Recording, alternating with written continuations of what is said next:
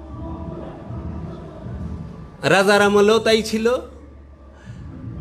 আমাদের যে ঐক্যটা সেটা হইল মসজিদের ভিতরে কাতারের মধ্যেই, কিন্তু আমাদের ঐক্যটা কিন্তু খাবার টেবিলে নাই, কর্মক্ষেত্রে নাই। আমাদের ঐক্যটা, আমাদের যে সকল মানুষের সমান অধিকার, সেটা চিকিৎসার মধ্যে নাই, শিক্ষার মধ্যে নাই। আজকে গরিবের ঘরে মেধাবী সন্তান জন্মায়, কিন্তু সে অর্থের অভাবে সে পড়াশোনা করতে পারে না, বাধ্য হইয়া লেগুনা বাসে যাইতে হয় তার, কিন্তু সে মেধাবী। কেন এরকম হলো? মুসলমান রাষ্ট্র না? তাহলে আপনি কি দায়িত্ব নেবেন না? আপনার কি কোনো দায়িত্ব নাই? এইগুলোর মূল কারণ কি? এগুলোর মূল কারণই হচ্ছে আমরা যা দেখি ইসলামের ভেতরের শুধু বাহিরের চর্চাটা যখন করে। ইসলামের মধ্যে একটা আছে বিধান আর একটা আছে প্রেম, আইন আর প্রেম। আইন দিয়া আমরা জান্নাত পাব, আমরা ভালো হব, সুন্দর চরিত্রের অধিকারী হব, কিন্তু প্রেম দিয়া আমরা মানুষ হব, আমরা আল্লাহ এবং আল্লাহর রসুলের দিদার পাব। এখন প্রেমের চর্চাটা ছেড়ে দেওয়া হয়েছে। এখন যারা প্রেমের চর্চা করে তাকে ট্যাগ লাগায় দেয় পাগল, তাদের ট্যাগ লাগায় দেয় মনে হয় সুফিবাদী। আপনি মারফতি কথা কন না, আপনার কথা একটু মারফতি মারতে লাগে, মানে এইরকম। কিন্তু দুইটা দিক যে আছে, এই দুইটা দিককে যখন আমরা মনে প্রাণে ধারণ করব, তখন আমাদের কাছে দেখেন, আমাদের কাছে সবাই নিরাপদে থাকবে। মুসলমান তো সে যার কাছে অন্য সবাই নিরাপদ। মুসলমান সে যার কাছে অন্য সবাই নিরাপদ, এমনকি কাকটা কাফেরও যার কাছে নিরাপদ থাকে। দেখেন মক্কা বিজয়ের সময় 27টা যুদ্ধের যারা নাকি রসুলের সবচেয়ে বড় বিরোধী ছিল এবং সর্বযুদ্ধে যারা সশরীরে অংশগ্রহণ করছে, সেই আবু সুফিয়ানরেও কিন্তু রসুল সাধারণ ক্ষমা করছে। সাহাবীরা মনে করছিল কুবায় আদার চাকের মতো পিস পিস করে ফেলাইব, টুকরা টুকরা করবো, কিন্তু আল্লাহর হাবিব ক্ষমা করছে। তাহলে এই যে এত বড় শিক্ষা আমাদের মধ্যে রসুল কিন্তু দেখাই দিয়ে গেছে, কিন্তু সেই শিক্ষা শুধু একটা জিনিস বললেই তো হয় না। রসুল মহাপবিত্র, মহাপুরুষ। আল্লাহ কোরআনে বইলা দিছে রসুলের জীবনে কোনো ভুল নাই। যদি কেউ বলে রসুল কোনো ভুল করছে, তার ঈমান থাকবে না। কারণ আল্লাহ সূরা নজমে বইলা দিছে ওমা ইয়ান্তিকু আনিল হাওয়া, জীবনে আমার রসুল আল্লাহর ইচ্ছা ছাড়া একটা কথা কয় নাই। জীবনে একটা কথা কয় না আল্লাহর ইচ্ছা ছাড়া। তাই আল্লাহর ইচ্ছা ছাড়া যে একটা কথা কয় নাই, সে কি ভুল করতে পারে? কখনো না। তার কি ভুল থাকতে পারে? কখনো না। তিনি পুত পবিত্র, তিনি সুলতানুল আম্বিয়া। তো সেই মর্যাদা উনি যেভাবে শাসন করেছেন, সারা বিশ্বে ওই রকম পবিত্র মানুষ কেউ শাসক আছে? শাসন তো সুশাসন সেই করতে পারবে যে খান্নাসরূপী শয়তান মুক্ত হয়েছে, যার হৃদয় থেকে লোভ, লালসা, হিংসা, কামনা, বাসনা, অহংকার সমস্ত কিছু চলে গেছে। সে সুশাসন করতে পারবে, সঠিক শাসনটা সে করতে পারবে। এর আগে সম্ভব না, কিছুটা কাছাকাছি করা যাবে, কিন্তু এই যে ইসলামে অভেদ ভাব, এই একটা মাত্র দিকে আসতে পারে। সেটা হইল যে আমরা ইসলামের ভেতর এবং বাহিরের দুইটা দিককেই যেন মেনে নেই, আমরা যেন পরমত সহিষ্ণু হই, আমরা যেন অন্য ধর্ম, অন্য মত কিংবা আমার ধর্মের মধ্যে বিভিন্ন ফেরকা যারা আছেন সকলেরই মতকে আমরা শ্রদ্ধা করি, সম্মান করি, এবং আমরা কে সঠিক কে ব্যাঠিক সেই ভাতটা আল্লাহ নিজেই নিছে, যেইটা আমি তো নির্ণয় করুন। জান্নাতে পাঠানোর ক্ষমতা কোনো মানুষকে, কোনো ধর্মীয় ব্যক্তিত্বকে দেওয়া হয় নাই। আবার জাহান্নামে পাঠানোর এই দায়িত্ব কাউরে দেওয়া হয় না। আল্লাহ দিবে জান্নাত, আল্লাহ দিবে জাহান্নাম। এখন আমার একটা কথার কারণে, আমার একটা ভুলের কারণে আপনি আমাকে মেরে ফেলবেন, আপনাকে এই অধিকার কে দিল? তা আমাকে শুধরানোর সুযোগ দিবেন না? ইসলাম কি বলছে কেউ ভুল করলে তার মেরে ফেলো? আরে রসুলের সামনে দাঁড়ায় বলছে যে, কোরআন খুলেন, রসুলের সামনে দাঁড়ায় বলছে, তুমি তো বিভ্রান্ত। সূরা রোমের 58 নম্বর আয়াতে শেষে যায় দেখেন, বলতেছে কাফেরেরা, তুমি তো বিভ্রান্ত। নাউজুবিল্লাহি মিন যালিক। কোরআনের মধ্যে স্পষ্ট আছে, রসুলের সামনে দাঁড়ায় বলছে তুমি তো জাদুগির। নাউজুবিল্লাহি মিন যালিক। রসুলের সামনে দাঁড়ায় বলছে তুমি তো জিনগ্রস্ত। আল্লাহ সঙ্গে সঙ্গে উত্তর দিছে, তোমাদের সাহেব জিনগ্রস্ত নয়, তোমাদের সাহেব জাদুগির নয়, তোমাদের সাহেব তিনি পথভ্রষ্টও নয়, বিপথগামীও নয়, তিনি সিরাতাল মুস্তাকিম। আল্লাহ রসুল নিজেই সিরাতাল মুস্তাকিম। তো কাজেই রসুল তাদের গলা চাইপা ধরে নাই, সঙ্গে সঙ্গে কুবদা কল্লা ভালায় দেয় নাই, সুযোগ দিছে যে হ্যাঁ আমি যে রহমাত লিল আলামিন তুমি একদিন টের পাইবা। মক্কা বিজয়ের সময় যারা এই ট্যাগ লাগাইছিল রসুলের উপরে, তারাই কিন্তু রসুলের কাছে কলেমা করছে। তো এই যে আমাদের অভেদ ভাব, এটা কিভাবে আসবে? একমাত্র রিসালাতকে স্বীকার করে আমরা যেন মেডিটেশন, মোরাকাবা, মুশাহেদা এইটা করি। মুসলমানকে যিনি আমানু থেকে মুসল্লি হয়, আমানু মানে বিশ্বাসী রসুলের উপরে, মুসল্লি মানে যোগী, বাংলায় কইলে রসুলের সাথে যুক্ত হওয়ার, আল্লাহর সাথে যুক্ত হওয়ার চেষ্টা করতেছে। তারপরে যায় সে হয় মুত্তাকি, মুহসিনিন, সাবেরিন, মুমিন, তারপরে সে মুসলিম। এর জন্য মুসলমানের মধ্যে কোনো অভেদ নাই।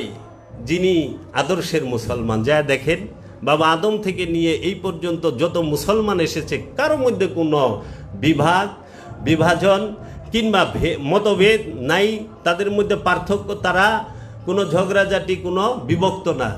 আর যারা নাকি আমরা দলগত মুসলমান, জন্মগত মুসলমান, আমাদের মধ্যে অনেক ভেদ আছে, অনেক ভাগ আছে, অনেক ভুল, অনেক কিছু আছে। এই জন্য মুসলমানও দুই প্রকার, একটা হইল আদর্শের মুসলমান, আরেকটা হইল দলগত এবং জন্মগত মুসলমান।